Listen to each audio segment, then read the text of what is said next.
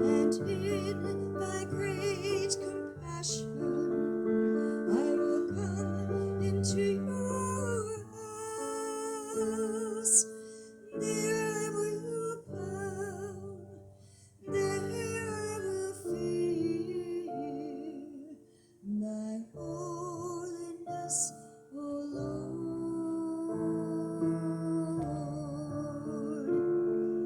Thy holiness, O Lord.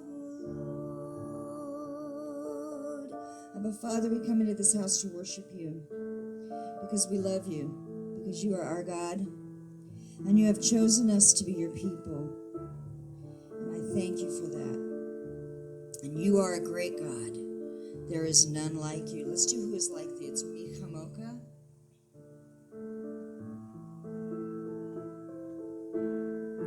Who is like thee, O Lord, among the gods? Who is like thee, Lord? There is no one else. Mi Chamoka. Mi Chamoka, Be'elam Adonai. Mi Chamoka, Nedabar Kodesh Nora. Nora Teilut, O Sefele, O Sefele.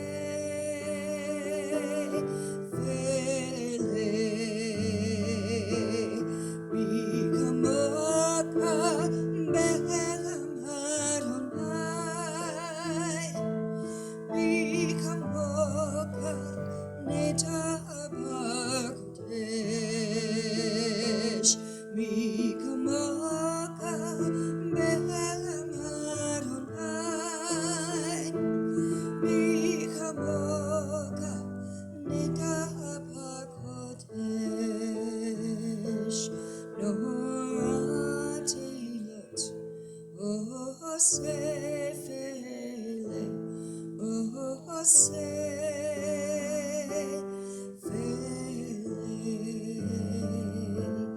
Who is like thee, Lord, among the gods? Who is like thee, Lord? There is no one else. Who is like thee, Lord, among the gods? Who is like thee, Lord? There is no one else. You are awesome in praise, doing wonders, O Lord. Who is like thee, O Lord? You are awesome in praise, doing wonders, O Lord. Who is like thee, O Lord?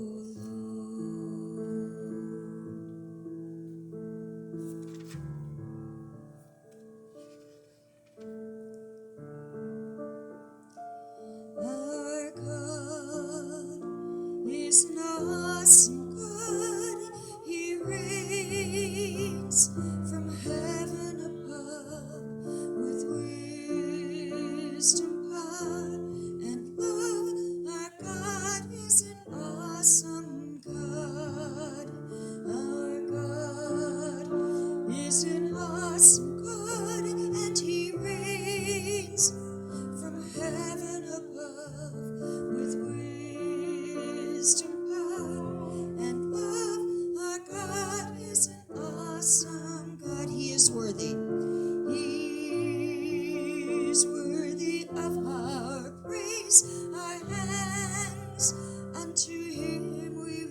praise. He is faithful all our days. Our God is an awesome God. He is worthy of our praise. Our hands unto him we raise. He is faithful all our days. Our God is an awesome God. Oh God, you are an awesome God, and you reign from heaven above with wisdom, power, and love. Oh God, you're an awesome God. Oh God, you are an awesome God, and you reign from heaven above with wisdom, power, and love. Oh God, you're an awesome God. Oh God, you're an awesome God. Oh God, you're an awesome God. You are my anchor, my light and my salvation. You are my refuge, my heart will not fear. Though my foes surround me on every hand, they will stumble and fall while in grace I stand. In my day of trouble you hide me, set me above. You are my song of love.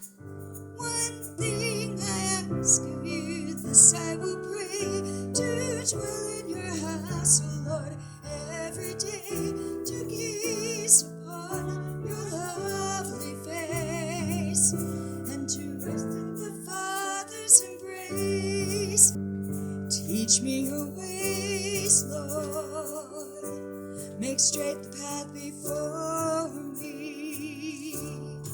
Do not forsake me, my hope is in you. As I walk this life, I am confident I will see your goodness in every step, and my heart desires to seek you in all that I do. So I will wait for you. One thing I will ask of you, this I will pray, to dwell in your house, O Lord, every day, to gaze upon your lovely face, and to rest in the Father's embrace.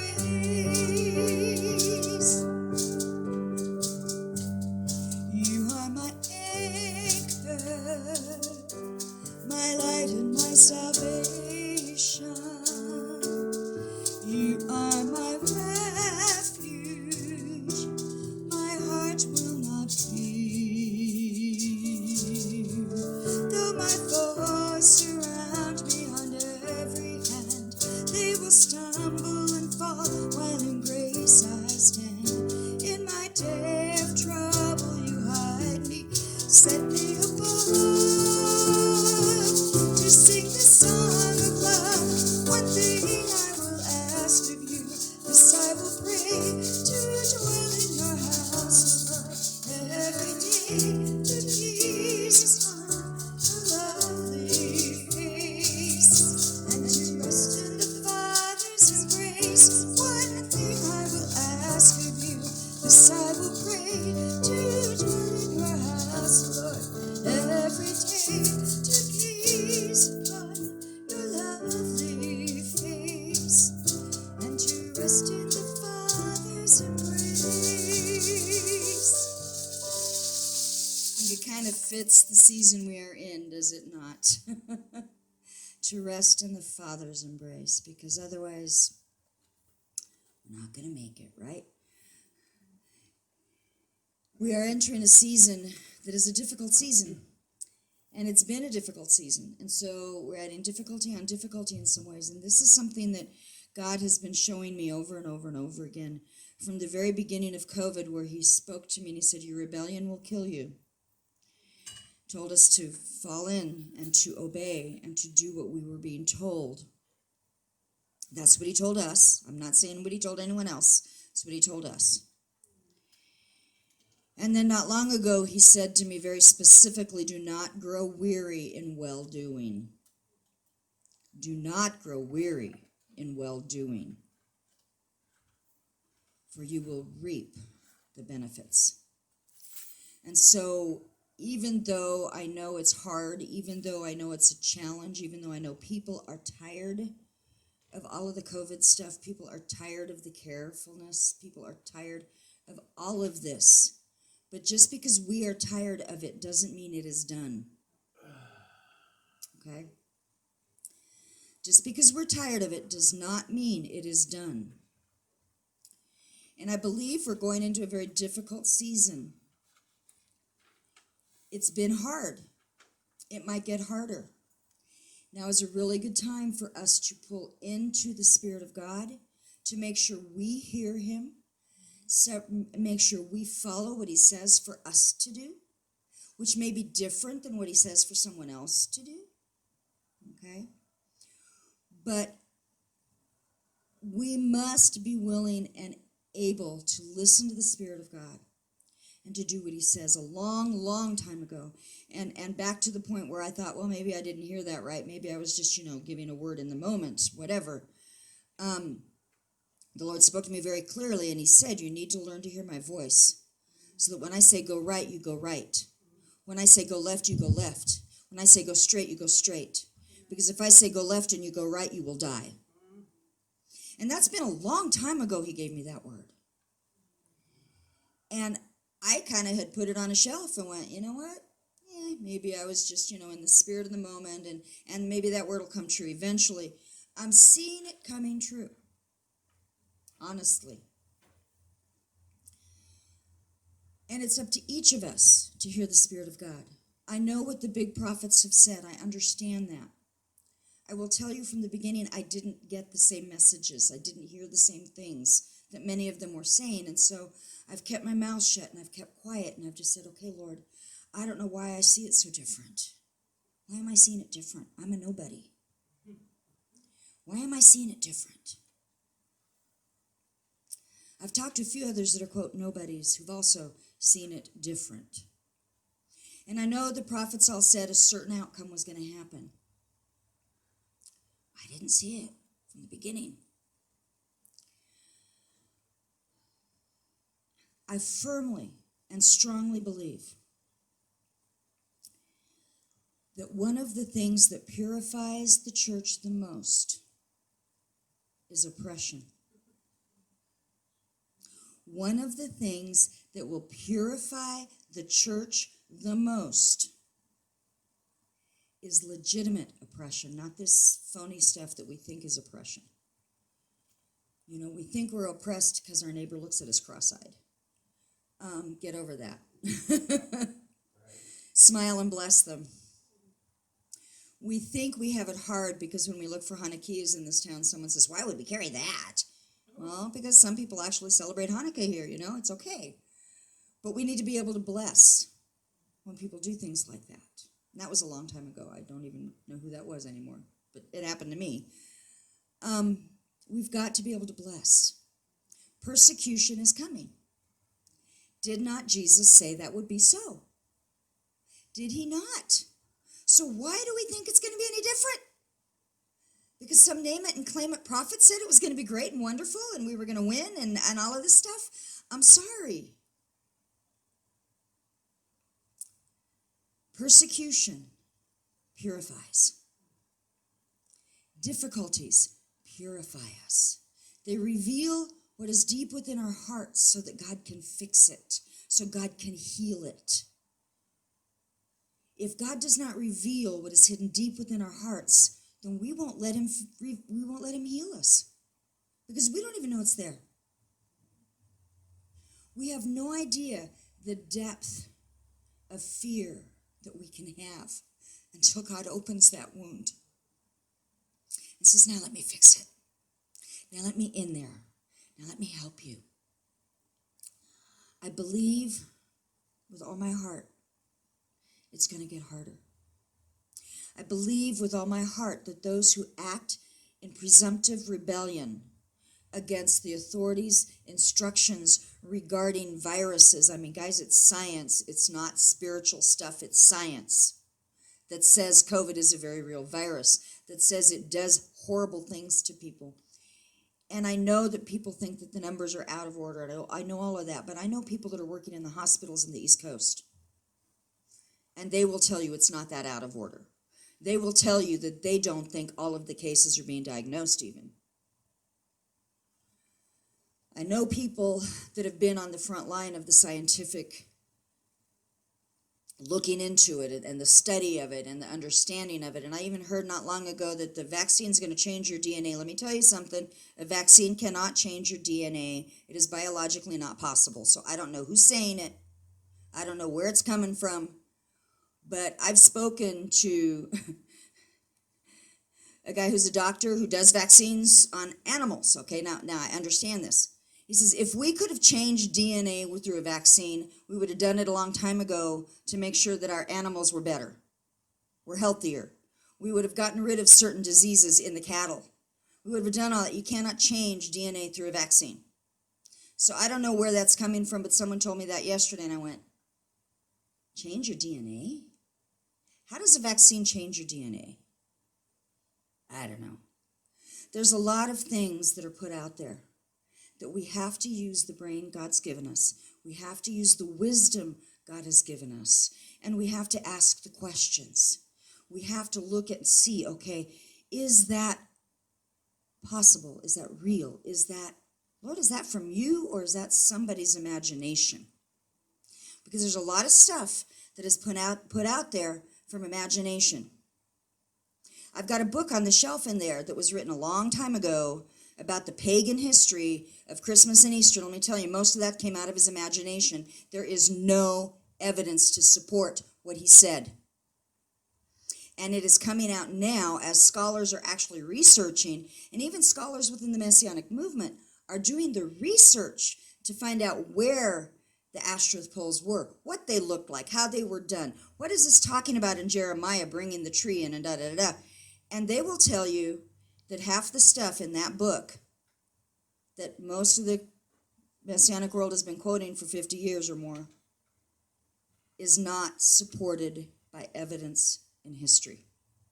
In fact, history disproves half of it, at least. So when we hear things, don't be reactive. God taught me this a long time ago. Disable your reactor. Learn to act when I tell you.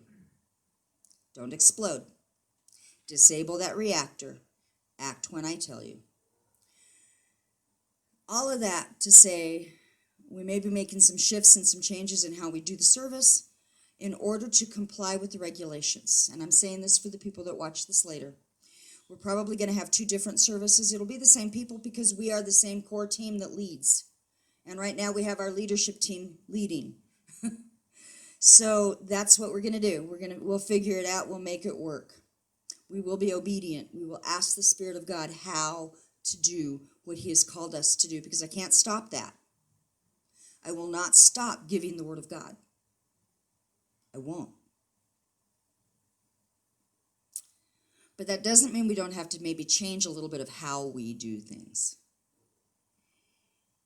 And we need to let the Spirit of God direct us in that. I know that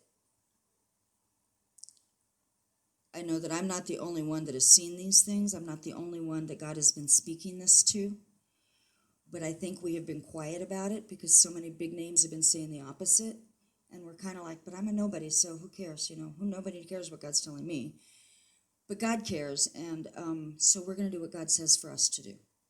And I'm not going to judge others who do it differently. We love them. I'm not going to judge my neighbor who's putting up Christmas trees and Christmas lights right now. Why? Because I love them. I'm thinking, how do I get Hanukkah lights up?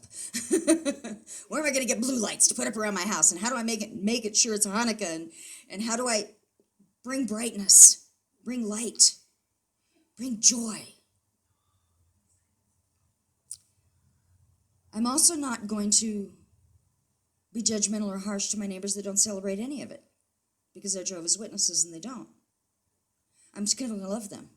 And I'm going to show them the love of the Jehovah that I know and the Messiah that I know. And these food boxes we got a while back, I'm so grateful for, because I was able to knock on the doors of some neighbors I hadn't even talked to and meet them and say, hey, do you need some potatoes? I have way too many. Do you need some onions? We don't do onions at our house because stomach can't handle them, so you want some onions? By the way, I still have potatoes and onions, and I still have chicken in my freezer, and we still have egg cartons if you end up needing them, and we still, because we stuffed our freezer full. So if you need, let us know. Okay? Okay. Well, now that I've said all of that, I'm taking up all of this time. Let's begin our actual worship. Craig, are you going to be up to blowing the shofar, do you think? He's been really sick. His lungs have been reacting to the change of weather, and that has not been good, and we've not been able to get some of the tests done that they were supposed to do. I know his white blood cell counts were up a little bit, which means he's fighting some kind of an infection again. So pray for him, and pray for us, and pray for his doctor in Medford, who just got here from Jordan not too long ago, whose wife finally joined him the week before the COVID lockdown, so he hasn't even been able to take her out to dinner yet. It's amazing what you find out when you ask questions. Pray for them as they get used to America and used to a whole different way of doing things. And pray for healing for all of us, and not just us. There's an elderly couple in Lakeview that have been the godparents to a dear friend of mine. He passed last week. His wife is fighting valiantly. Unfortunately, they got COVID from exposure at their church, where their pastor doesn't believe in it.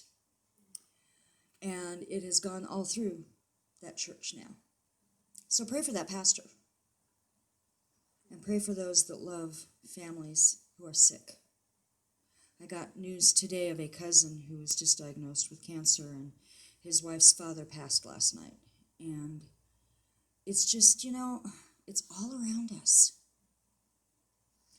So let's worship. Let's come into his house. Let's give him glory. Stand for the sounding of the shofar.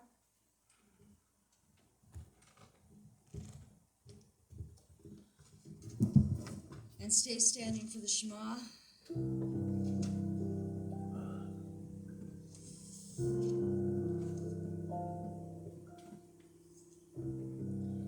Recovery now.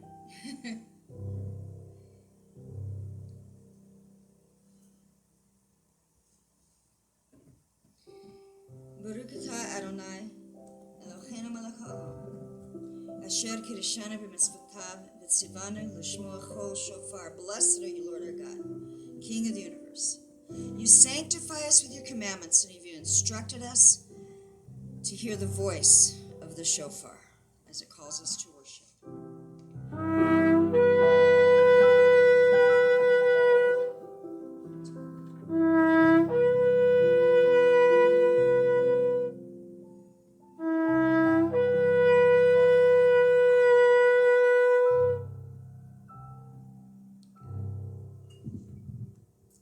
Please sing with me. Shema Yisrael, Adonai Eloheinu, Adonai Echad, Baruch Shem Kavod, Malchut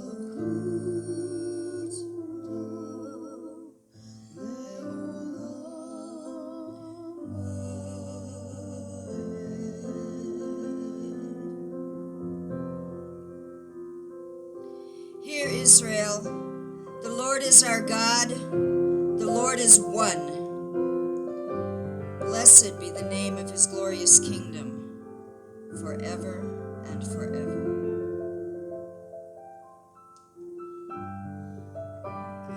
ואהבת את אדוני אלוהיך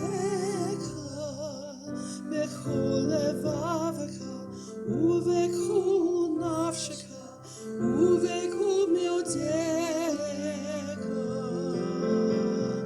והיו הדברים האלה אשר אנוכי מצווך היום על לבביך ושיננתם לבניך ודיברת בם בשבתך ביתך ובלכתך בדרך ובשוכבך ובקומך וכתבתם ברות על ידיך והיו לטוטפות בין עיניך וכתבתם על מזוזות ביתך ובשעריך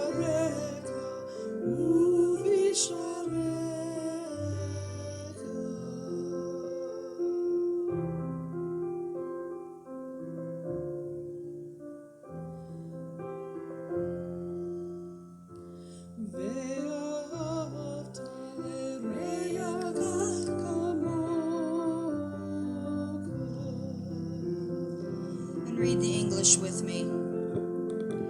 And you shall love the Lord with all your Lord your God with all your heart and with all your soul and with all your might. And these words that I command you today shall be in your heart, and you shall teach them diligently to your children, and you shall speak of them when you sit at home, and when you walk along the way, and when you lie down, and when you rise up. And you shall bind them as a sign on your hand, and they shall be for frontlets between your eyes.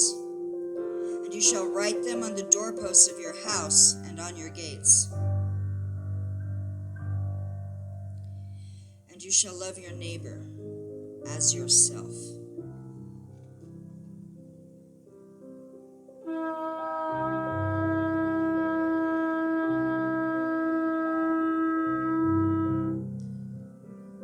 And you shall love your neighbor as yourself, and you shall love your neighbor as yourself.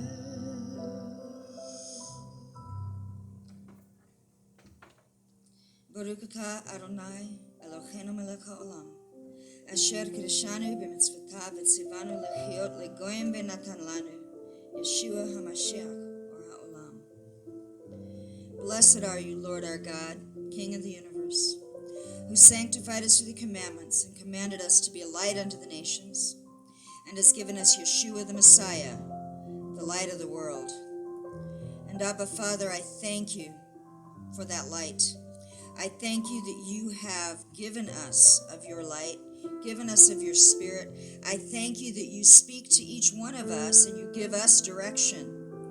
And Father, I ask, Lord God, that we would listen to you, to your spirit, that we would check everything out with you, that we would know for sure, thus saith the Lord, before we speak it. Father, I ask that we would be able to be lights to our neighbors, to those around us in this community, to those who watch us, to those who listen to us, to those who send us emails, to those who send gifts to this ministry. Father, I ask that we would be able to be a light of blessing to each one in one way, shape, or form. Father, this is a very hard season for so many people. This year has just brought so many twists and turns and challenges and difficulties and pain and anger and frustration and all of that. And Father, you are using it to reveal to us our hearts. I pray that as you reveal our hearts to us, that we would submit our hearts to you for healing, for purifying, for cleansing, that we may be a more pure light to shine in this dark world. And Father, your word has said difficult times will come. Your word has said it will not be easy. Your word never promised us an easy life. But you have promised to meet our needs, and you have promised to keep us well, and you have promised to give to us what we need to serve you and to be servants to you and to be servants to those around us. And Father, I thank you, for you did not withhold your one and only Son to bring us into this place of being your children also. So help us to be more like your Son. In the name of Yeshua. Amen. Surely the presence of the Lord is in this place. I can feel his mighty power and his grace. I can feel the touch of angels' wings. I see glory on each face. Surely the presence of the Lord is in this place. Surely the presence of this Lord is in this place. I can feel his mighty power and his grace. I can feel the touch of angels' wings. I see glory on each face. Surely the presence of the Lord is in this place. Angels descending, angels ascending through the portal of our praise. Angels ascending, angels ascending through the portal of our praise. Angels descending, angels ascending through the portal of our praise, through the portal of our praise.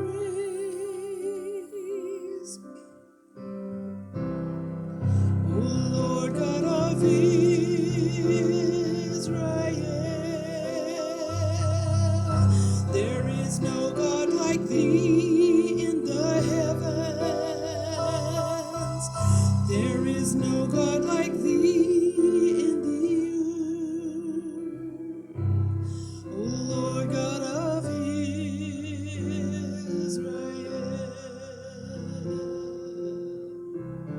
O Lord God of Israel,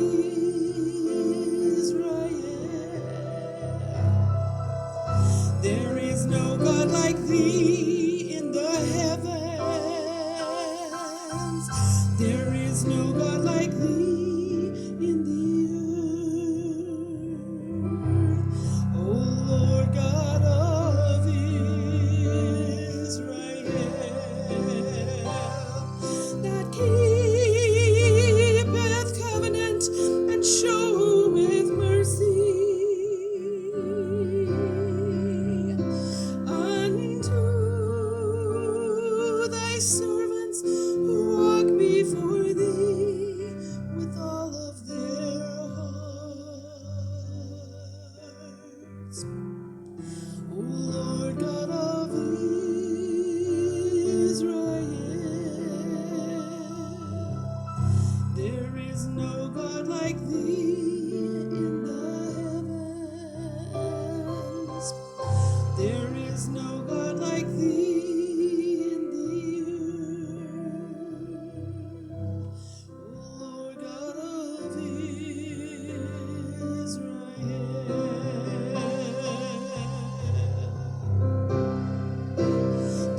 Bless ye the Lord, all ye servants of the Lord, who by night stand in the house of the Lord, in the house of the Lord.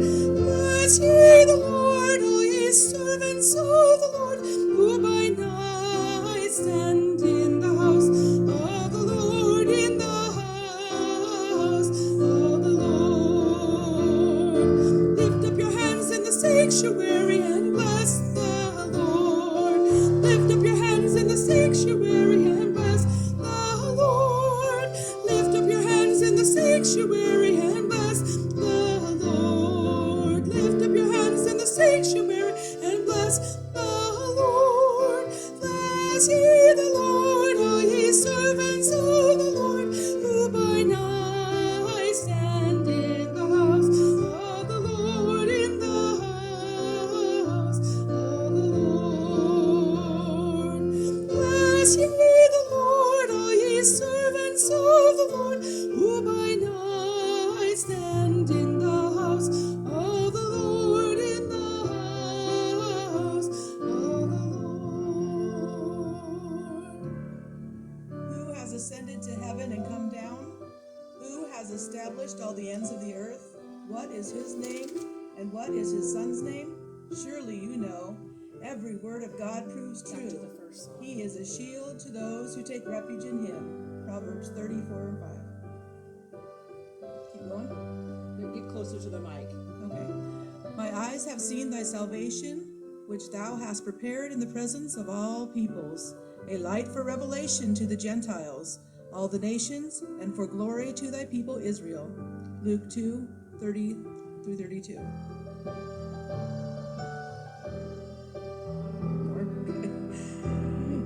It also is a prophetic action anticipating the promises of full redemption that await fulfillment.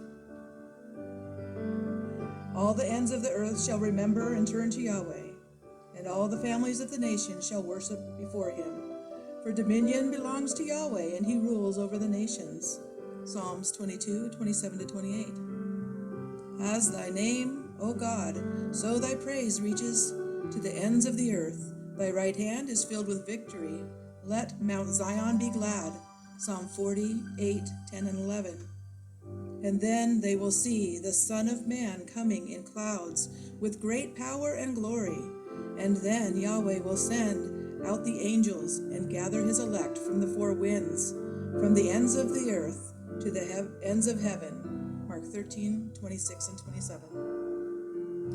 I can feel the touch of angels' wings. There is glory on each face. Thank you, Chris. Surely the presence of the Lord is in this place. Angels descending, angels ascending through the portal of our praise. Angels descending, angels ascending through the portal of our praise. Through the portal of our praise. Just praise the Lord. You can put it in a song if you like. Just sing to the Lord. Lord, we love you, we worship you, we praise you in this day. Lord, we love you, we worship you, we praise you in this day, and we will win. We will overcome him through the blood of the Lamb and the word of our testimony.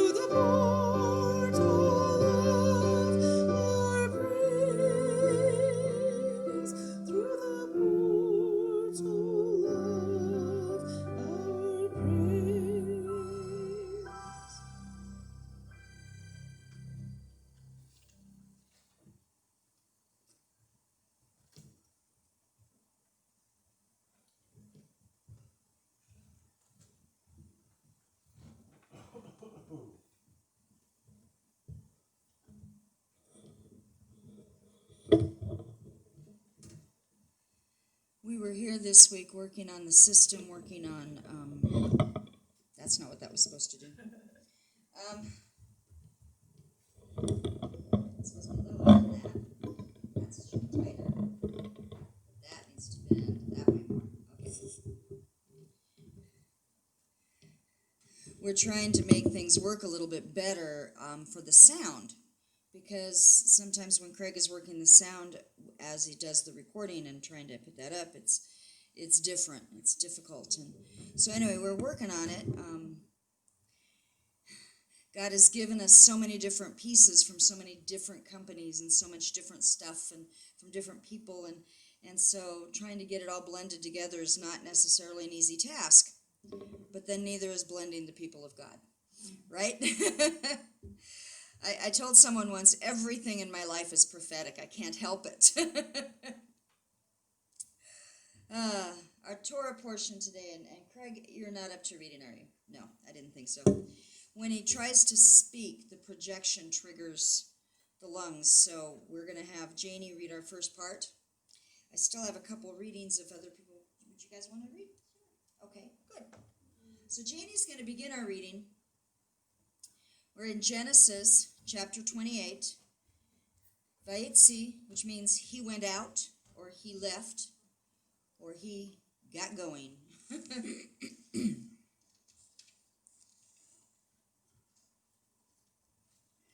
Then Jacob departed from Beersheba and went toward Haran. He came to a certain place and spent the night there, because the sun had set, and he took one of the stones of the place and put it under his head, and lay down in that place.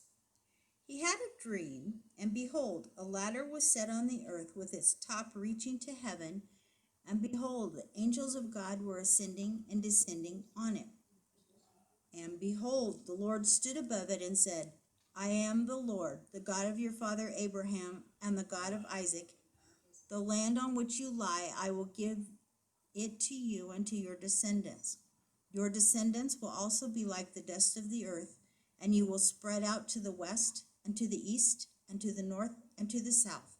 And in you and in your descendants shall all the families of the earth be blessed. Behold, I am with you, and will keep you wherever you go, and will bring you back to this land, for I will not leave you until I have done what I have promised you. Then Jacob awoke from his sleep and said, Surely the Lord is in this place, and I did not know it. He was afraid and said, How awesome is this place! This is none other than the house of God, and this is the gate of heaven. So Jacob rose early in the morning and took the stone that he had put under his head and set it up as a pillar and poured oil on its top. He called the name of that place Bethel. However, previously the name of the city had been Luz. Then Jacob made a vow, saying, If God will be with me and will keep me on this journey that I take, and will give me food to eat and garments to wear, and I return to my father's house in safety, then the Lord will be my God. This stone which I have set up as a pillar will be God's house, and of all that you give me, I will surely give a tenth to you. Then Jacob went on his journey and came to the land of the sons of the east. He looked and saw a well in the field, and behold, 3 flocks of sheep were lying there beside it, for from that well they watered the flocks. Now the stone on the mouth of the well was large. When all the flocks were gathered there, they would then roll the stone from the mouth of the well and water the sheep, and put the stone back in its place on the mouth of the well. Jacob said to them, My brothers, where are you from? And they said, We are from Haran. He said to them, Do you know Laban, the son of Nahor? And they said, We know him. And he said to them, Is it well with him?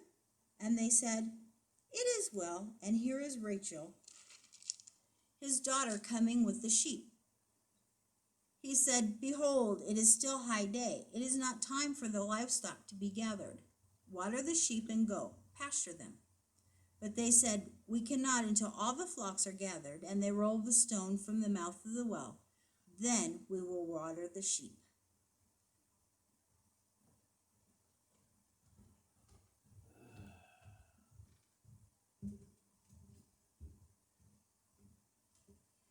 it's marked in the Bible that's up here. It's a large print if you want to use it, or your own, whichever. Glad to have Regina and William visiting with us from Goldendale, Washington. And Regina's going to read for us today the next part of our portion, Genesis 29, verses 9 through 35, as we continue the story of Yitzhak. While he was still speaking with them, Rachel came with her father's sheep, for she was a shepherdess. When Jacob saw Rachel, the daughter of Laban, his mother's brother, and the sheep of Laban, his mother's brother, Jacob went up and rolled the stone from the mouth of the well, and watered the flock of Laban, his mother's brother.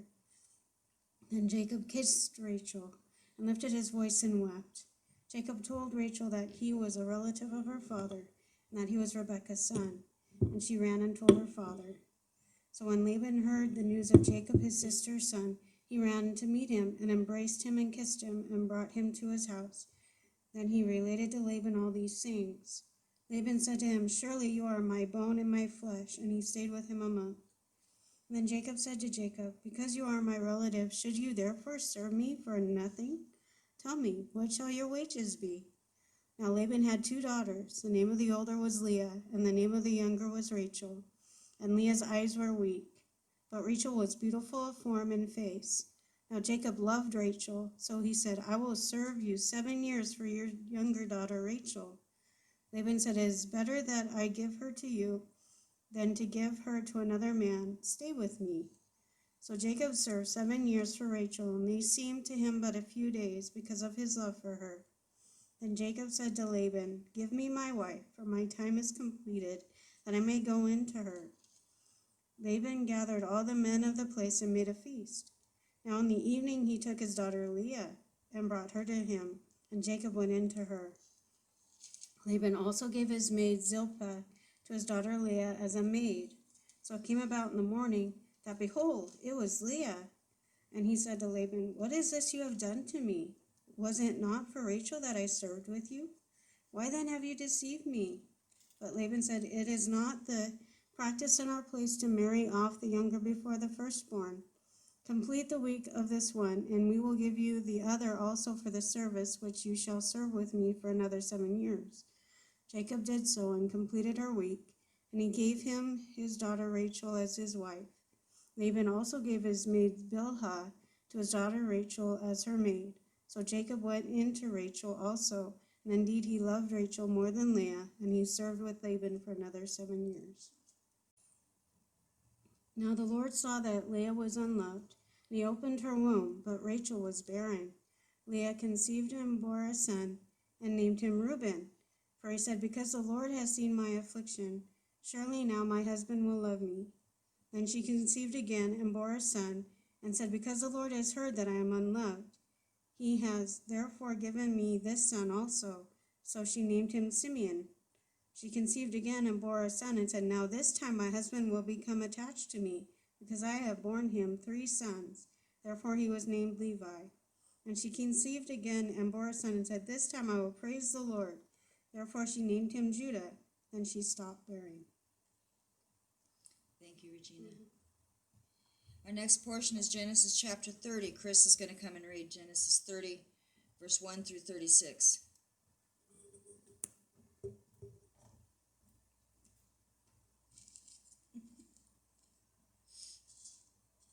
Now when Rachel saw that she bore Jacob no children, she became jealous of her sister, and she said to Jacob, "Give me children, or else I die."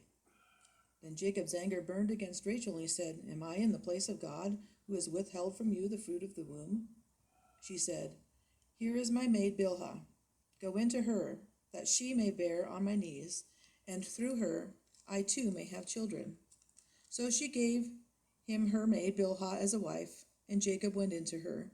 Bilhah conceived and bore Jacob a son. Then Rachel said, "God has vindicated me, and has indeed heard my voice, and has given me a son."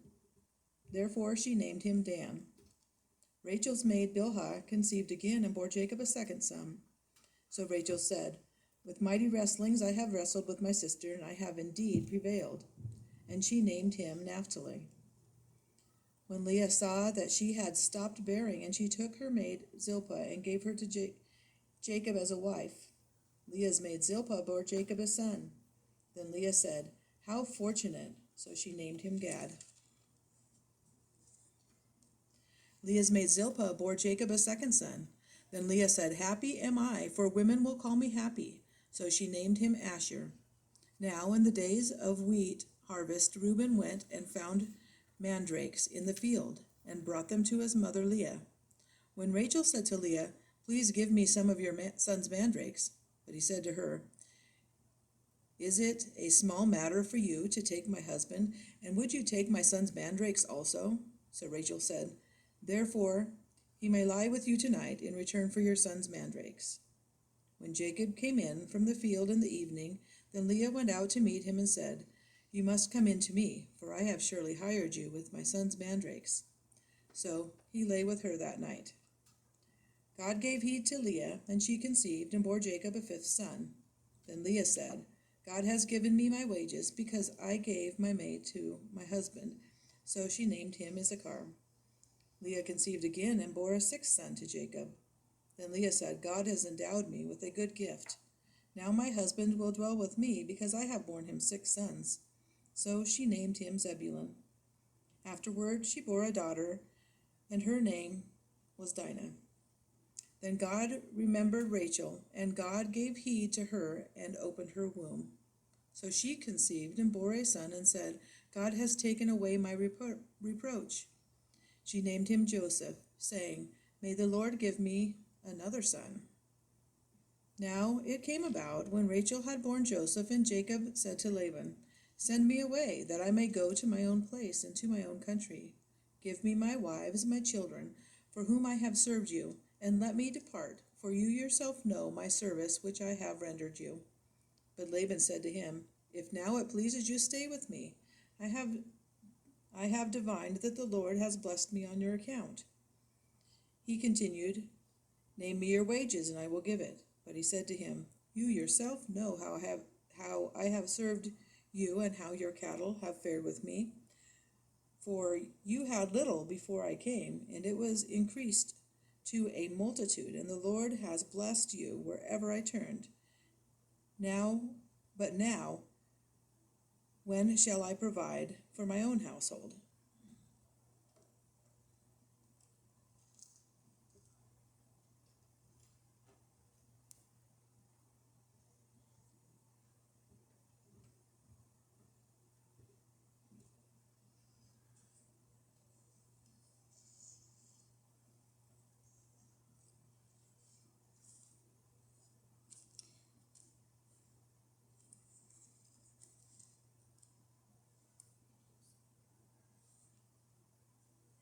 You stopped at verse 30? It's okay. As long as I know where I'm starting. We're going to start in Genesis 30, verse 31, and read to verse 22, continuing the story of Jacob and his experiences in Padan Aram.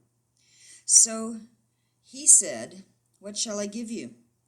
And Jacob said, "You shall not give me anything. If you will do this one thing for me, I will again pasture and keep your flock. Let me pass through your entire flock today, removing from there every speckled and spotted sheep, and every black one among the lambs, and the spotted and speckled among the goats, and such shall be my wages. So my honesty will answer for me later when you come concerning my wages.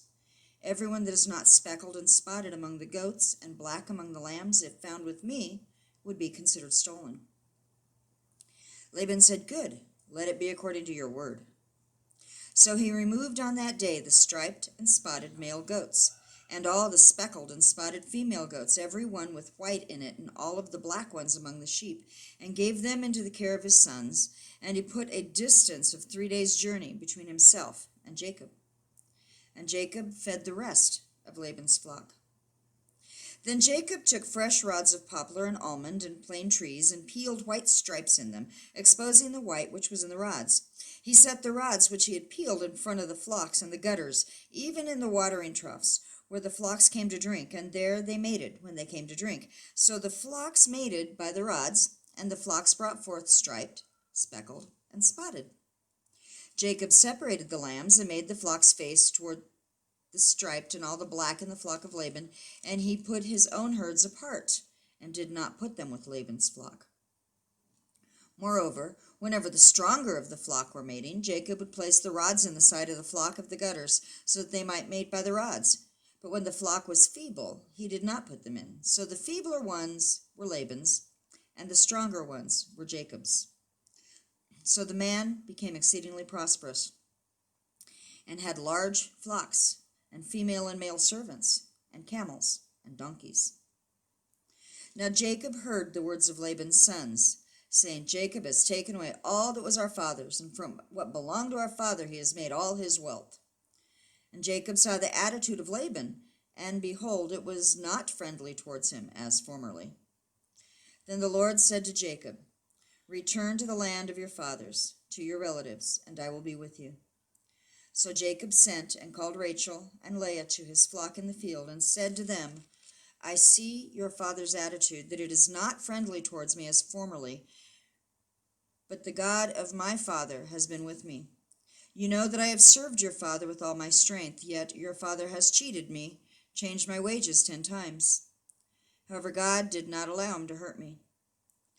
If he spoke thus, the speckled shall be your wages, then all the flock brought forth speckled. And if he spoke thus, the striped shall be your wages, then the flock brought forth striped.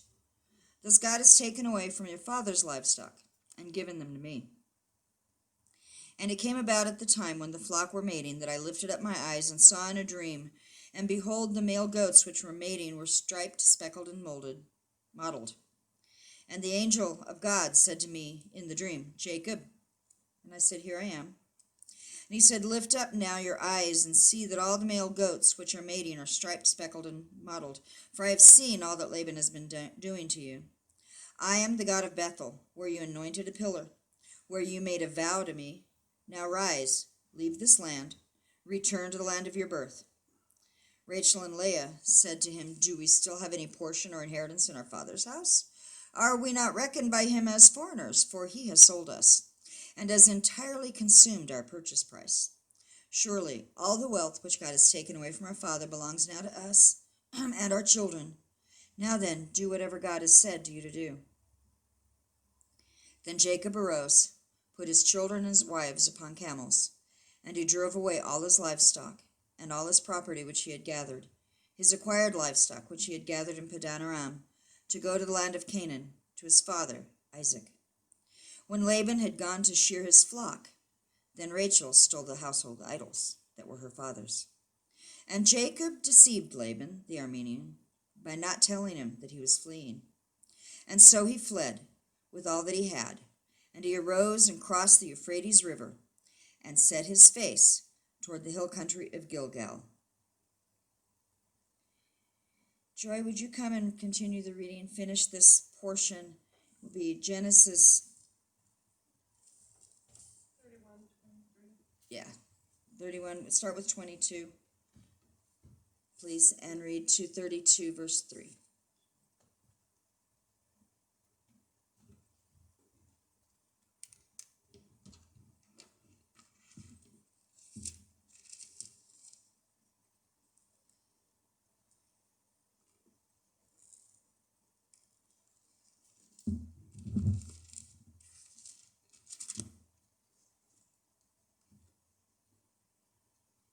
And it was told Laban on the 3rd day that Jacob was fled. And he took his brethren with him, and pursued after him 7 days' journey, and they overtook him in the Mount Gilead. And God came to Laban the Syrian in a dream by night, and said unto him, Take heed that thou speak not to Jacob either good or bad. Then Laban overtook Jacob. Now Jacob had pitched his tent on the mount, and Laban with his brethren pitched in the Mount of Gilead. And Laban said to Jacob, What hast thou done, that thou hast stolen away unawares to me, and carried away my daughters as captives, taken with the sword? Wherefore didst thou flee away secretly, and steal away from me? And thou didst not tell me, that I might have sent thee away with mirth, and with songs, with tabret, and with harp? And hast not thou suffered me to kiss my sons and my daughters? Thou hast done foolishly in so doing. It is in the power of my hand to do you hurt. But the God of your fathers spake unto me yesternight, saying, Take thou heed that thou not speak speak not to Jacob either good or bad. And now, though thou wouldst needs be gone, because thou sore longest after thy father's house, yet wherefore hast thou stolen my gods? And Jacob answered and said to Laban, Because I was afraid, for I said, Peradventure thou wouldst take me by force thy daughters from me. With whomsoever thou findest thy gods, let him not live. Before our brethren discern thou what is thine with me, and take it to thee. For Jacob knew not that Rachel had stolen them. And Laban went into Jacob's tent, and into Leah's tent, and into the two maidservants' tent, but he found them not. Then went he out of Leah's tent, and entered into Rachel's tent. Now Rachel had taken the images, and put them in the camel's furniture, and sat upon them. And Laban searched all the tent, but found them not. And she said to her father, Let it not displease my lord, that I cannot rise up before thee, for the custom of women is upon me. And he searched, but found not the images. And Jacob was wroth and chode with Laban. And Jacob answered and said to Laban, What is my trespass? What is my sin, that thou hast so hotly pursued after me? Whereas thou hast searched all my stuff, what hast thou found of all thy household stuff? Set it here before my brethren and thy brethren, that they may judge betwixt us both. This 20 years have I been with thee. Thy ewes and thy she-goats have not cast their young, and the rams of thy flock have I not eaten. That which was torn of beasts I brought not unto thee. I bear the lot of it. Of my hand didst thou require it, whether stolen by day or stolen by night. Thus I was in the day, the drought consumed me, and the frost by night, and my sleep departed from my eyes. Thus have I been 20 years in thy house. I served thee 14 days for thy 2 daughters, and 6 years for thy cattle, and thou hast changed my wages 10 times. Except the God of my father, the God of Abraham, and the fear of Isaac, had been with me, surely thou hast sent me away now, empty. God hath seen mine affliction and the labor of my hands, and rebuked thee yesternight. And Laban answered and said unto Jacob, These daughters are my daughters, and these children are my children, and these cattle are my cattle, and all that thou seest is mine.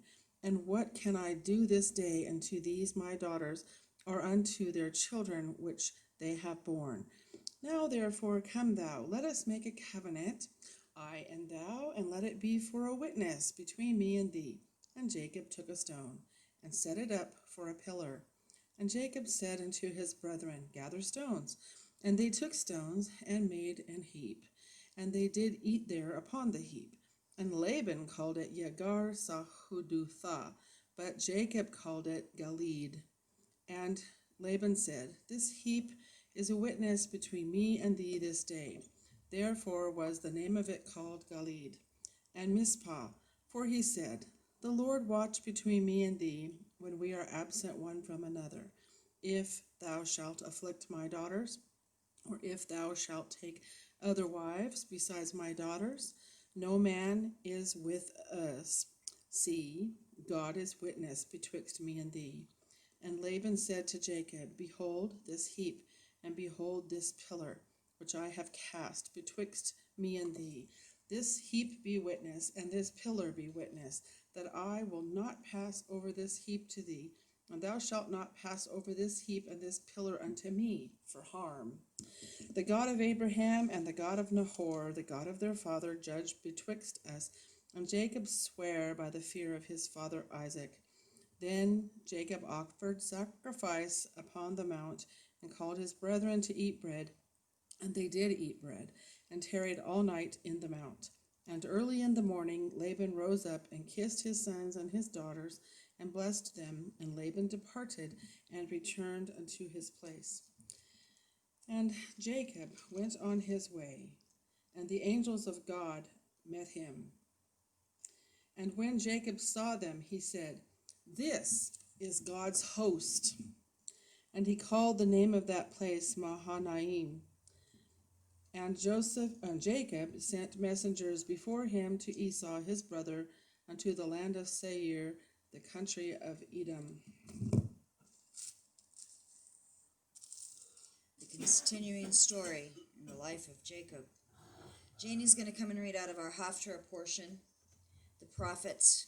We're going to read out of Hosea today, and I cut a middle portion out to make this not as long. Hosea chapter 12. She's going to read verse 12 through chapter 13, verse 11, and then she will read chapter 14. So 12:12 through 13:11, then chapter 14 of Hosea. Now Jacob fled to the land of Aram, and Israel worked for a wife, and for a wife he kept sheep. But by a prophet of the Lord brought Israel from Egypt, and by a prophet he was kept. Ephraim has provoked to bitter anger, so his Lord will leave his blood guilt on him, and bring back his reproach to him. When Ephraim spoke, there was trembling. He exalted himself in Israel, but through Baal he did wrong and died. And now they sin more and more, and make for themselves molten images, idols skillfully made from their silver, all of them the work of craftsmen. They say of them, let the men who sacrifice kiss the calves. Therefore they will be like the morning cloud, and like dew which soon disappears, like chaff which is blown away from the threshing floor, and like smoke from a chimney. Yet I have been the Lord your God since the land of Egypt, and you were not to know any God except me, for there is no Savior besides me. I cared for you in the wilderness, in the land of drought. As they had their pasture, they became satisfied, and being satisfied, their heart became proud. Therefore they forgot me. So I will be like a lion to them. Like a leopard, I will lie in wait by the wayside. I will encounter them like a bear robbed of her cubs, and I will tear open their chests. There I will also devour them like a lioness, as a wild beast would tear them. It is your destruction, O Israel, that you are against me, against your help. Where now is your king, that he may save you in all your cities, and your judges of whom you requested, give me a king and princes? I gave you a king in my anger, and took him away in my wrath. Return, O Israel, to the Lord your God, for you have stumbled because of your iniquity. Take words with you and return to the Lord. Say to him, take away all iniquity and receive us graciously, that we may present the fruit of our lips. Assyria will not save us. We will not ride on horses, nor will we say again, our God, to the work of our hands, for in you the orphan finds mercy. I will heal their apostasy. I will love them freely, for my anger has turned away from them. I will be like the dew to Israel. He will blossom like the lily, and he will take root like the cedars of Lebanon. His shoots will sprout, and his beauty will be like the olive tree, and his fragrance like the cedars of Lebanon. Those who live in his shadow will again raise grain, and they will blossom like the vine. His renown will be like the wine of Lebanon. O Ephraim, what more have I to do with idols? It is I who answer and look after you. I am like a luxuriant cypress. From me comes your fruit. Whoever is wise, let him understand these things. Whoever is discerning, let him know them. For the ways of the Lord are right, and the righteous will walk in them, but transgressors will stumble in them.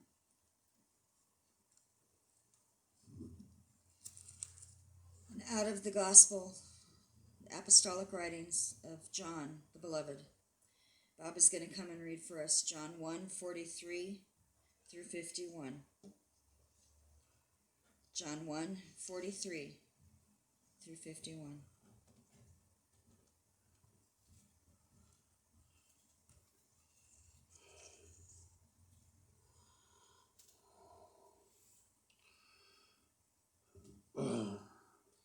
The next day he purposed to go into Galilee, and he found Philip. And Jesus said to him, "Follow me."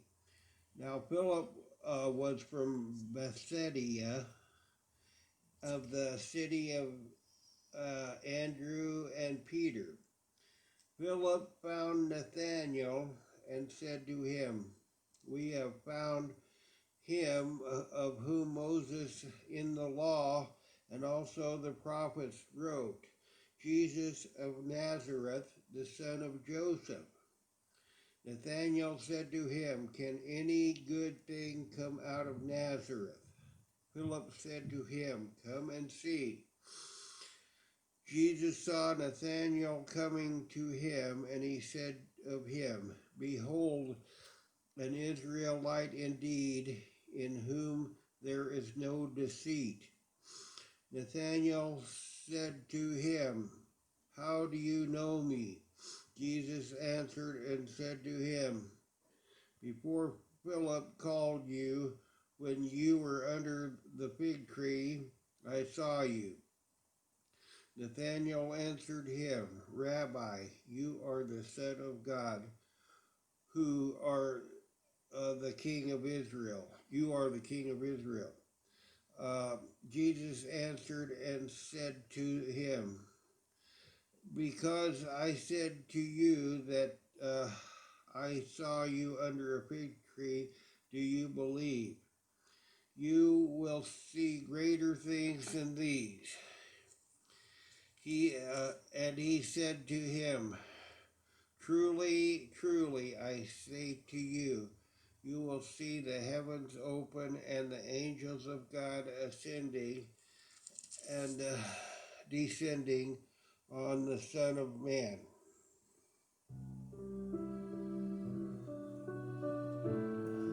In your presence.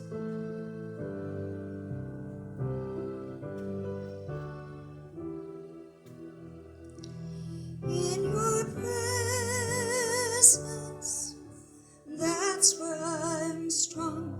In your presence, oh Lord my God, in your presence, that's where I belong. Seeking your face, touching your grace, in the cleft of the rock, in your presence, oh God, I want to go where the rivers cannot overflow me, where my feet are on rock. I want to hide where the blazing fire cannot burn me, in your presence, oh God, in your presence, that's where I am strong. In your presence, oh Lord my God, in your presence, that's where I belong. Seeking your face, touching your grace, in the cleft of the rock, in your presence, oh God. I want to hide where the flood of evil cannot reach me, where I'm covered by your blood. I want to be where the schemes of darkness cannot touch me, in your presence, oh God, in your presence, that's where I am strong. In your presence, oh Lord my God, in your presence, that's where I belong. Seeking your face, touching your grace, in the cleft of the rock, in your presence, oh God, you are my firm foundation. I trust in you all day long. I am your child and your servant. You are my strength and my song.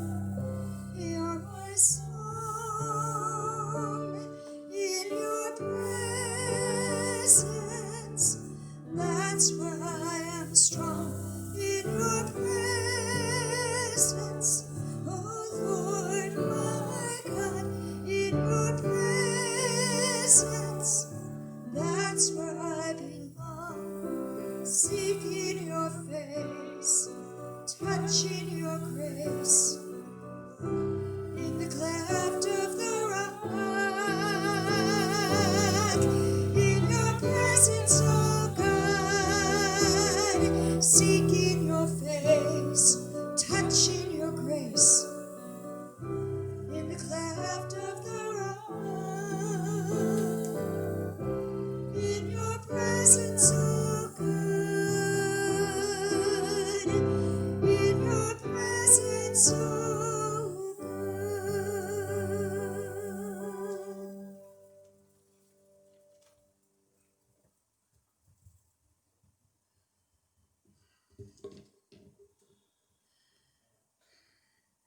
You know, our readings are so diverse sometimes, right?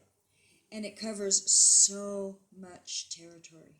And I would love to talk to you about the spotted and speckled and striped sheep. And I would love to talk to you about Rachel stealing the father's gods. And I would love to talk to you about all of these other details that I just love digging into and finding out about. But God just keeps telling me, keep it simple. You know that old KISS, right? Keep it simple, stupid, right? That's what my dad used to say it was. But really, it's keep it simple. Keeping it simple. Why? Because we are a simple people.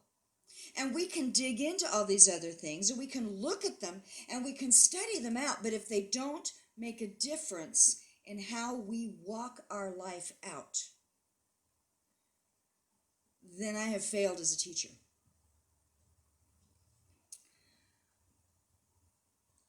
In the Gospel of John, Yeshua comes. Yeshua finds Philip. And then Philip found Nathanael. There's a sequence of events that happens here. It begins with them seeing, one of them seeing him interact with John the Baptizer. And that one goes and he gets his brother and he says, hey, you got to see this guy. You got to come and see this guy. And that guy comes and sees him.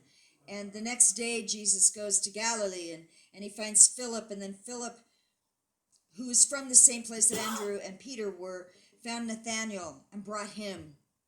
And he said, we found the one Moshe wrote about in the Torah, the prophets, Yeshua ben Yosef of Nazareth. Nathanael answered, Nazareth? Can anything good come out of Nazareth? Really? Klamath Falls? Is there anything worthwhile there? Are you kidding me? I have a friend that used to say that he thought Klamath Falls was the end of the world. I said, oh, no, Klamath Falls isn't the end of the world. You need to get on the road and go that way. And when you hit Lakeview, you know you're at the end of the world.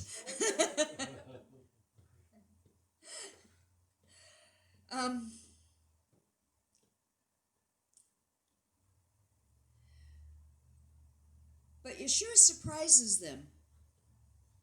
He knows them. He knows things about them. He reveals things to them that are in their hearts. And that helps convince them of who he is. Right? It helps them understand him. He comes from Nazareth. Well, but he was born in Bethlehem. And Yeshua spoke to Nathanael and he said, a son of Israel in whom there is no guile. And Nathanael's going, how do you know that about me? Come on, really? And Jesus says, I saw you under the tree. I saw you. Now, we don't know what Philip was doing under the tree. But we do know that trees were often places of prayer. So it's quite possible Philip was under the tree praying, that he had hidden himself to have his private time with God. We don't know. It can be speculated, all kinds of things. And I've heard teachers really speculate on what Nathanael was doing under that fig tree. And they're fun ideas, but we don't know. Eating figs. Huh? Eating figs, right. He found some figs and was, I don't know. But what we do know is that Yeshua said to him, I saw you there. I saw you there. And because Yeshua saw him there, Nathanael recognized that this is the prophet that Moses said would come. Who else could see me under the tree? And then Yeshua said, you believe because I told you I saw you under the fig tree? That's a little thing. Just wait. Just wait. You're going to see bigger things. You're going to see the angels ascending and descending on the Son of Man. Who did the angels ascend and descend upon? Yeshua. Do we have a record of that in the Gospels? Actually, we don't. And that's kind of an interesting thing. We don't have a real record of that where Nathanael saw that. But I believe if Yeshua told him that was going to happen, that was going to happen. When and how, I don't know. It may have been a part of his ascension, when at the very end, after he had been buried, dead and buried and resurrected and ascended, it may have been at that point that he saw more than just the angels that said to them, go. But we do know that that phrase, you will see the angels ascending and descending, relates back to the story of Jacob. We know it relates back to the calling of Jacob.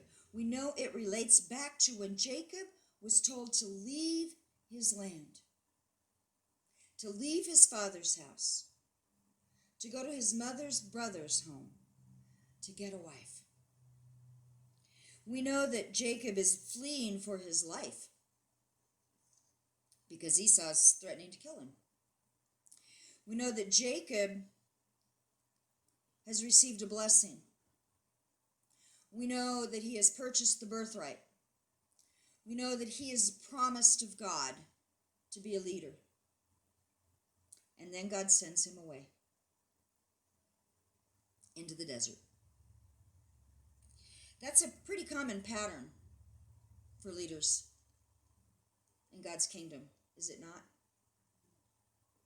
God chooses them, anoints them. They get sent away for a season. Happened to David. Even as the people had crowned King Saul, and Saul was not pleasing to the Lord, God told the prophet, go over here, go find this boy, anoint him, he's going to be the next king. And then what happens? He kills Goliath. That's wonderful. That's great, you know. And then he has to run and hide, and he hides in the caves, and he has to stay hidden for a while. And there's a long process that David had to go through before he went from being that shepherd boy out there in the field to where he went to leading Israel as the king. There's a season in the desert. There's a season in the desert for Joseph. We'll be reading about that in just a couple weeks. Not very long, actually. Where God gives him these promises, and he gives them to him through dreams. And then he ends up getting sent away. He ends up getting sent away, raised up, and then he ends up getting sent away again. And the up and down of Joseph's life. And I got to tell you, the up and down of David's life, the up and down of Joseph's life, the up and down here of Jacob's life are an encouragement to me. Why? Because my life's been up and down, as have your lives. But God speaks to Jacob after he leaves. He lays down to go to sleep in a certain place. The rabbis have all kinds of teachings on where that place is. Some of them agree with each other, some of them disagree. You know, if you get 3 rabbis in a room, you're going to have at least 6 opinions, if not more. And they'll be able to support every one of them. And sometimes we really need to stick with what the scripture says itself, the plain word of God. He dreamed. We're in a season of dreams. This month is a month of dreams. We talked about that at our Ruach HaKodesh for Kislev. It is a season of dreams. And this month we're going to be reading about dreams in every one of our portions at this point. He has a dream. He lays down, and in his dream, he suddenly sees the Lord standing next to him. There's a ladder the top reaching to the heavens, and the angels of the Lord are going up and down on it. And suddenly Adonai was standing there next to him. And he said, I am Adonai, the God of Abraham, your grandfather, the God of Yitzhak. The land on which you are lying I will give to you and to your descendants. So you're running away, but that's okay. This land is still your land. You're going into the wilderness, but this is still going to be your land.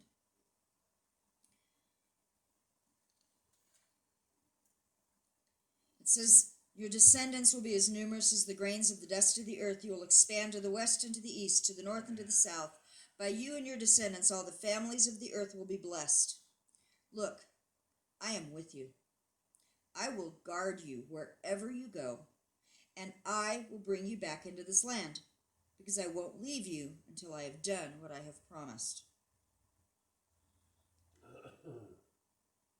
Now, Jacob's getting ready to go into unknown territory. He's going to go stay with family that ends up being kind of deceptive and kind of tricky, and he works hard for a wife, finds out gets a different one, works hard again, finally gets the one he wants. He works hard, he works hard, he works hard, he works hard. God said he would be blessed, and yet he was working for someone else, and so he finally said, okay, how am I going to build up my family? And God works it out, doesn't he? He works it out. He shows him things to do. He gives him steps to take. And God blesses him, and blesses him, and blesses him. And he starts having sons, children by these wives. And God blesses him, and blesses him, and blesses him.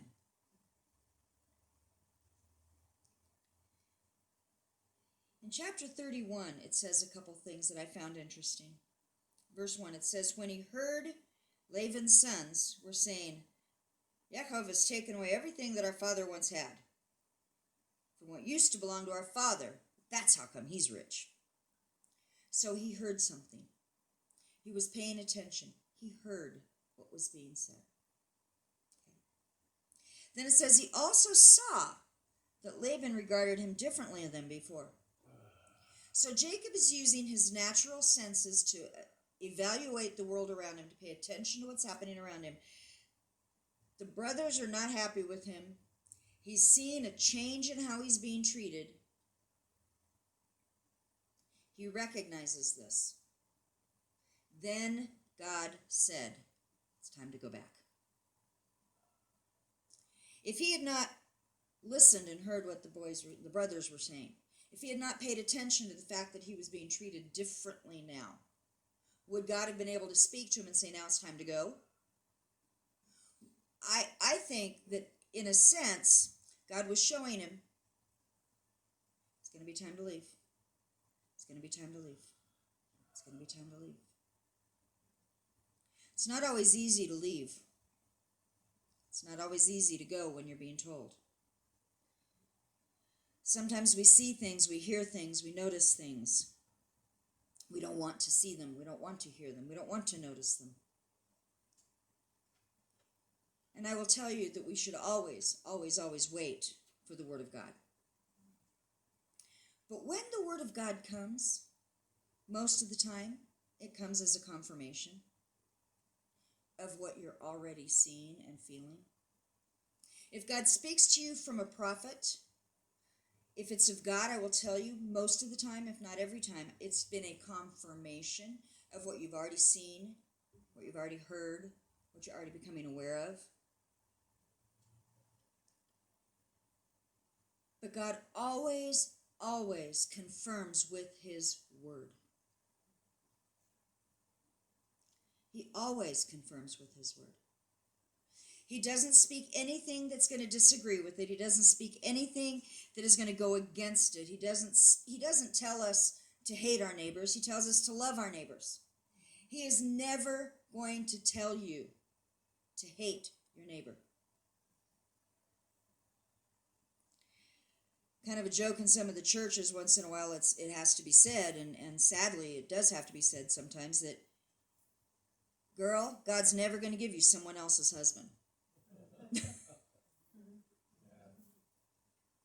Sadly, that has to be said sometimes. God is not going to tell you to go against his word in any circumstance. He's not. When God speaks to me, when God gives me things, when God shows me things, I consistently take it back to the word. God says, out of the mouth of 2 or 3 witnesses, let a thing be established. If there's not 2 or 3 witnesses, and one of them being his word, I don't accept it yet. It may be sitting on a shelf waiting. It may be something that just is kind of staying there, and I'm like, okay, well, whatever.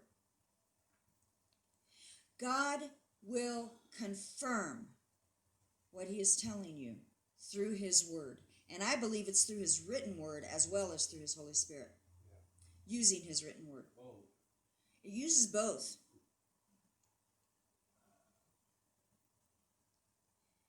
Pay attention to what's happening around us. Watch it. Be aware. What does it say? Be alert. The world needs more alerts, right? But be alert. Watch. Be aware. Jacob was aware. He was watchful.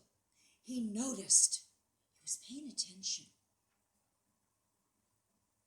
And because he was paying attention, God was able to speak to him and say, now it's time to move.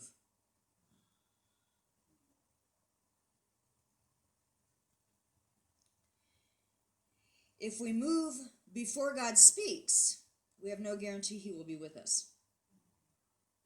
It says, return to the land of your ancestors, to your kinsmen, I will be with you. There's a place where Moses is leading the people out of Egypt and towards Israel, and God has been angry, and he says, I'll send the angel ahead of you. And Moses says, that's not good enough. An angel is not good enough. We want you. If your presence isn't going, I'm not going.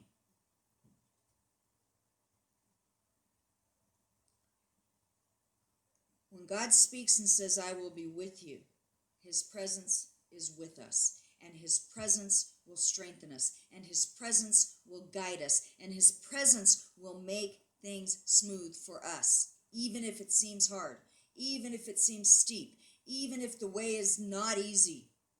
And I'm going to tell you right now, the way has not been easy. It has been hard. It's going to be hard. But God has made promises. Jeremiah 29:11, our verse for this month. I know the plans I have for you, declares the Lord. Plans to prosper you and not to harm you. Plans to give you a hope and a future. It's easy to give up that hope. It's easy to let go of that future he has promised. But he has promised. And as I told Craig earlier this week, God has promised. God, you promised. I'm holding you to it. Simple as that. I'm holding you to it. Even in the midst of what looks like dead ends, even in the midst of what looks like doors slamming, I know the promise of God. I know what he spoke to us. I know what he said to us. I know the dream he gave you. I know the prophetic meanings of it. I know that God has said. So I don't care what it looks like around us. I'm going to stand on that. Now, is that always easy to do? No. No. It's not always easy. It sometimes is hard. It can be painful. It can be exhausting.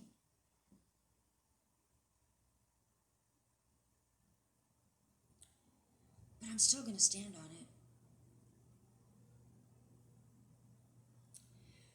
When Jacob leaves and Laban comes after him,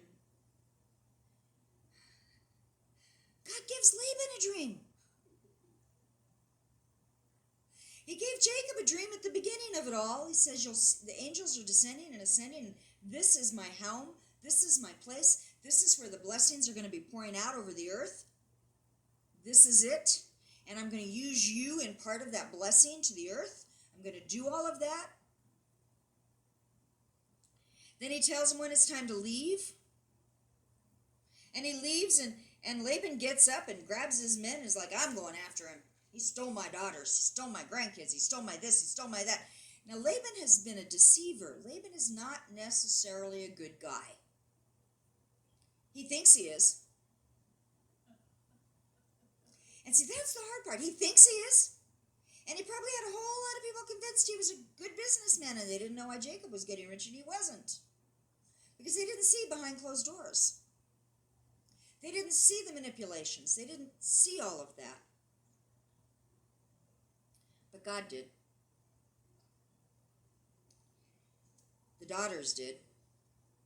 And it was time to go. And God spoke to Laban and said, be careful. Do not say anything at all, good or bad. In other words, you are not to give a blessing and you are not to curse him. You don't speak to him. I wish God would do that for some of the people that have come after us. I really do. Not my place. But God told him, do not. And so he caught up, and God protected, and God guarded, and God guided, and God set up a covenant between each other that they would never come after each other in war. That covenant was honored many, many, many, many years.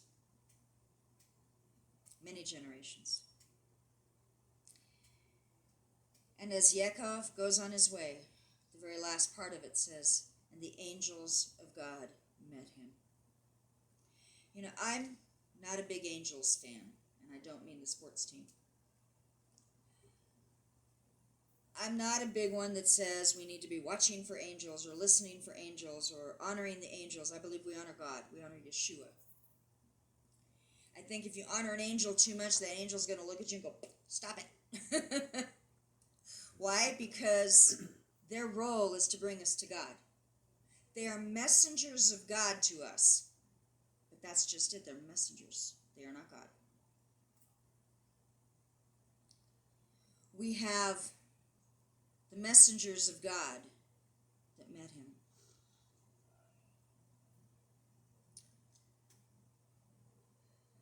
And God was with him. In Hosea, that's what he gets reminded of.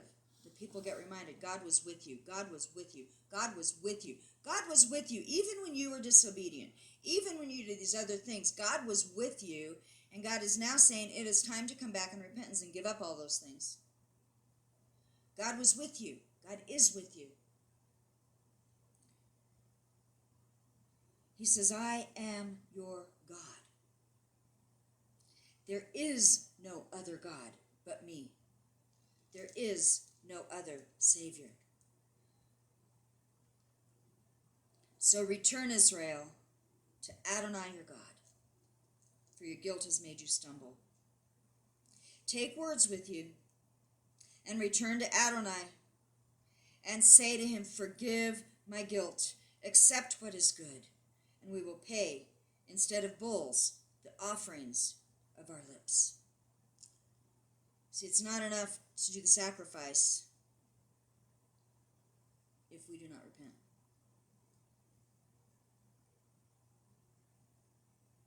I'm going to repeat that. It's not enough to accept a sacrifice if we do not repent. Yeshua's words as he was going around was, repent, for the kingdom of heaven is at hand. Repent, for the kingdom of heaven is at hand. Repent, for the kingdom of heaven is at hand. I see way too much of it. Just believe. Just believe. Just believe. Where's the repent? Where's the repent? Where's the return to God? Where's the come to God and with your lips be cleansed because you acknowledge your sin?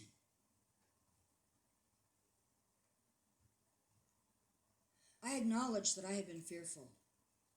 I acknowledge that there are times I want to let go. I acknowledge that faith is hard sometimes to hold on to. I will admit that. I'll even admit that there have been times I've gotten words a little bit wrong. Not that the word was wrong necessarily, but that my application or my understanding of it was wrong. And I look back and go, oh, that's what you meant. Oops. You said this, and I thought it meant this, but it meant that.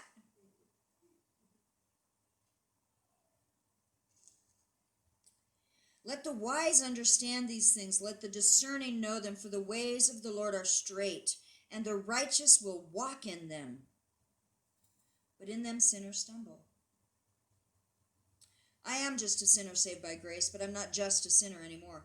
I am a born-again daughter of the Most High King, and it is up to me to behave right. And He will help me. And He will strengthen me. But it takes the words of my lips. It takes the confession of my mouth. It takes coming into His presence and being honest with Him. I think that's what Yeshua saw in Nathanael under the tree. It's my opinion. But I think Yeshua saw a man who found a place of prayer, who was being honest before God. Here's a man in whom there is no guile.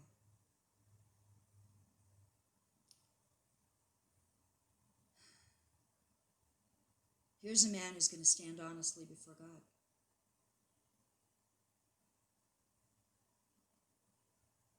Do we want to see heaven open? Do we want to see the angels of God coming up and down? Do we want to see the kingdom of Yeshua? Then we need to be people of no guile. Then we need to be people who are willing to find that private place. We need to be people who are willing to use our mouths and come before God in honesty. And let our hearts be open before Him. We need to be people who will know that He is with us, but able to acknowledge when we don't recognize it. We need to be people who depend on God's specific direction for specific things so that He can bless us. Why in the world did Jacob take those sticks and strip them and put them in front of the sheep? I think God told him to. Because if God hadn't told him to, it wouldn't have done anything. I think it was a prophetic act. I think when God tells us to do something, we need to do it. I think we need to be very honest and say, I don't understand this, God, and if I'm wrong, please stop. I don't understand what you have me doing, but I'm going to do it anyway, and you will help us. A long time ago, as a congregation, we took bottles of water from the 4 springs around the area, if I remember right. I don't even remember where they all were. I don't even remember where all that water came from. But they were bottles of water, and they had anointing oil, a little bit of oil in it. And we took them as a prophetic act down to the courthouse and blew the shofars and poured them out on the steps of the courthouse to go down the steps and ask, Father, that your righteousness, your justice would flow like the water down these stairs. I'm asking for that again. I'm asking for that again. And God reminded me of that not long ago and said, you've already done the work. Stand in it. That was a long time ago. Does it matter? What is time to God?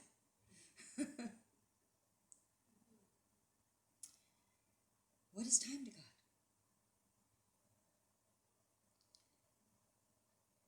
It took a long time from when Jacob left his father to his being able to return.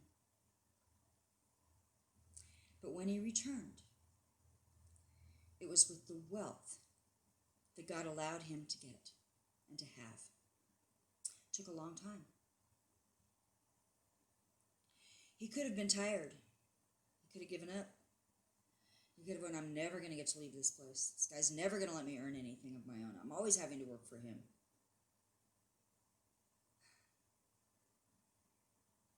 But Jacob kept going. And somehow or another, in the midst of it all, he held on to the promise of God.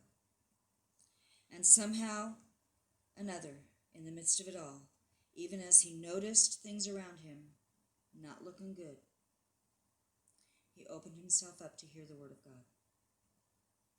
And he moved on the word of God. And that's my challenge to us. As we look around us, as we see things being hard, as we see neighbors having businesses shut, as we see people that we've known struggling,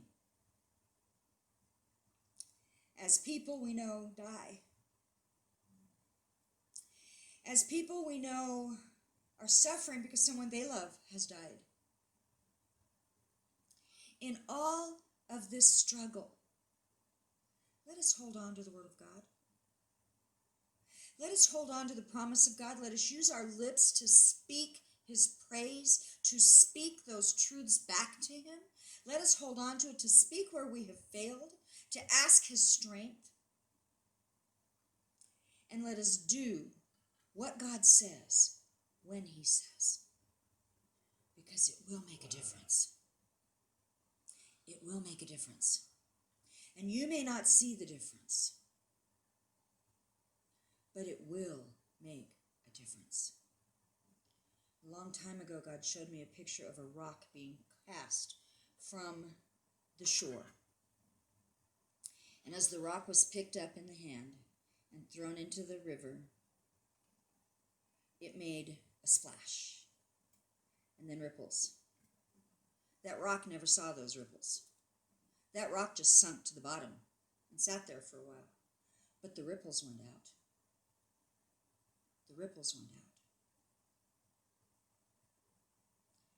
And then he showed me as the water kept coming and water got hard and the rock was moving. Moved a little bit down, a little bit down, a little bit down, a little bit down. And eventually the rock found itself back up on the shoreline. And a hand reached down and picked up the rock and threw it back. And the ripples went out. But the rock went to the bottom. Didn't see the ripples. And God said to me, this is you. You don't see the ripples. But you're the rock. And I throw you in. And you feel like you're sinking to the bottom, but you've had an effect. And it will continue. And it will not be stopped. And the ripples will go out. That's each of us. That's all of us. Sometimes it's hard to be the rock. When you've been picked up and thrown and and you're laying there and you're looking up and you're going, God, come on. He says those ripples have made a difference. May we make a difference in God's kingdom wherever he throws us this week. Abba, Father, I thank you for your word. I thank you for your message. I thank you for your spirit that just picks up the little things you've shown me and brings them out. And I thank you.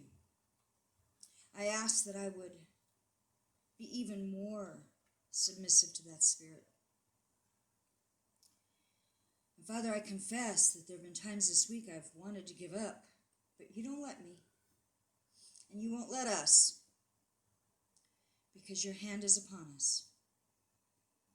And you will do what you have promised. And we will stand in it. We will stand in it. In the name of Yeshua HaMashiach, our Lord, our Savior, our King, the one who stands at the top of the ladder and directs the angels ascending and descending, and who comes and stands by us when we need him. Amen and amen. Joy, would you come and lead us in blessing? Stand for the blessing, please. Stand to, if you can. Stand to receive. Yes.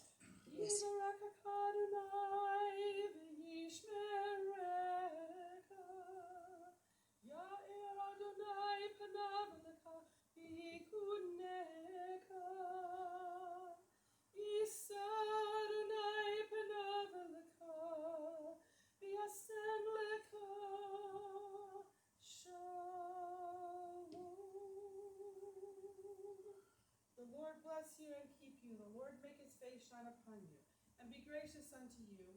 The Lord lift up his countenance upon you and give you peace.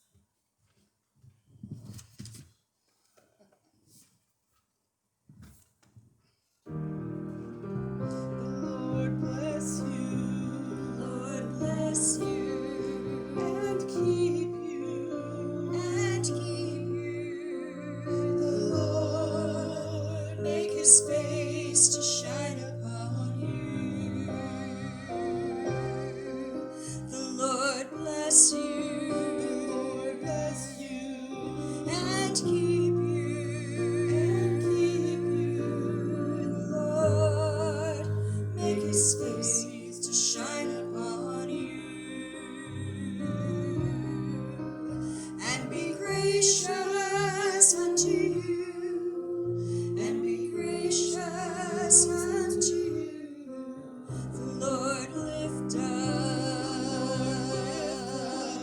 his countenance on you and give you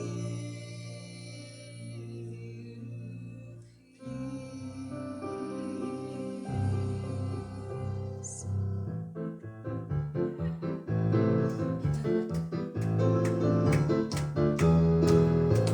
Shabbat shalom. Shabbat shalom.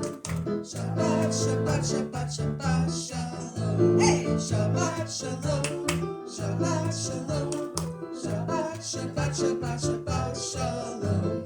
Shabbat, Shabbat, Shabbat, Shabbat shalom. Shabbat, Shabbat, Shabbat, Shabbat shalom. Shabbat shalom. Shabbat shalom. Shabbat, Shabbat, Shabbat, Shabbat shalom. You want me to go on? Am Israel, Am Israel, Am Israel High. Am Israel, Am Israel, Am Israel High. Am Israel, Am Israel, Am Israel High. Am Israel, Am Israel, Am Israel High. Ora vini high, ora vini high, ora vini, ora vini, ora vini high, ora vini high, ora vini high, ora vini, ora vini, ora vini high. Veni shalom alechem, and veni shalom alechem, and veni shalom alechem, and veni shalom, shalom, shalom alechem, and veni shalom alechem, and veni shalom alechem, and veni shalom alechem, and veni shalom, shalom, shalom alechem. Shabbat shalom, Shabbat shalom. Shabbat, Shabbat, Shabbat, Shabbat shalom. Hey! Next week, watch for 2 services. I don't know how we're going to do it yet, but we'll figure it out, right? The Lord bless you. The Lord bless you And keep you. and keep you. The Lord Make his face to shine upon you. The Lord bless you. The Lord bless you. And keep you. And keep you. The Lord make his face to shine upon you. And be gracious unto you. And be gracious unto you. The Lord lift up